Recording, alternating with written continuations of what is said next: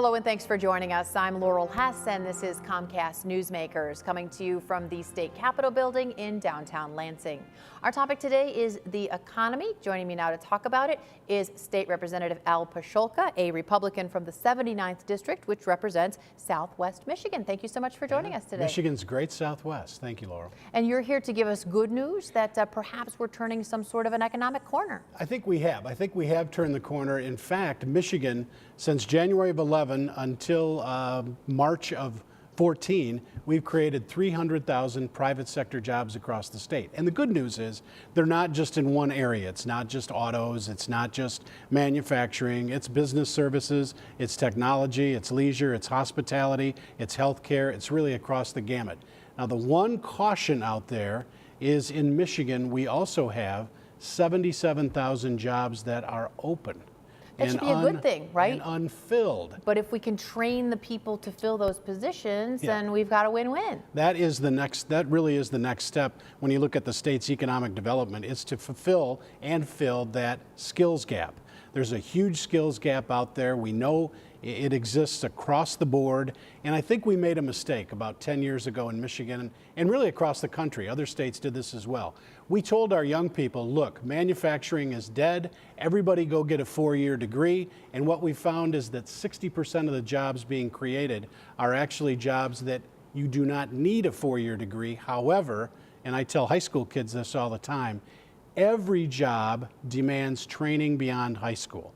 So whether that's a 1-year certificate, 2-year college degree, an apprenticeship, some on-the-job training, every job will require training beyond high school. High school is just your start, but not every position out there will need a baccalaureate degree. So are you reaching out? Is there a program? Is somebody working on, hey, these companies in these sectors need workers. How can we get in touch with juniors, seniors in high school and get them on the correct road to fill those positions? We're doing several things, some short-term, some long-term. On the long-term side, what we're doing is looking at the Michigan Merit Curriculum and saying, you know what, can we massage this to get more emphasis again back on career and technical education?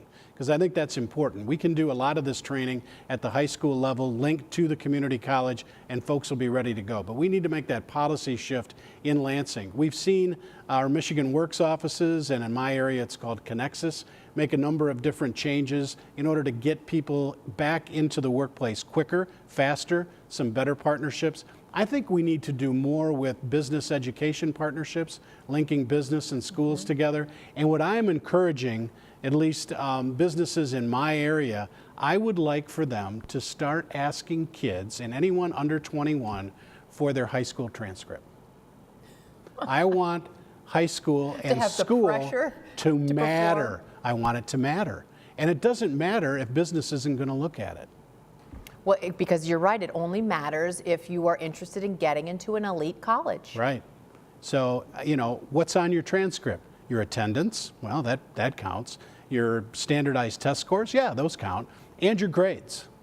So rather than saying to kids, look, everybody just get a D in this list of classes, let's really have some standards in the classroom, and let's have businesses act as a real partner and start asking kids for their high school transcripts. We did this in Southwest Michigan a number of years ago, and we ran into a little bit of problem getting transcripts in the summer. Now with electronics and the availability to get that information, that barrier is gone. That's interesting. Put a little bit of pressure to perform just a little bit better. Right. Thank you so much for joining us today. Thank you. Today's Comcast Newsmaker was State Representative Pscholka, a Republican from the 79th District.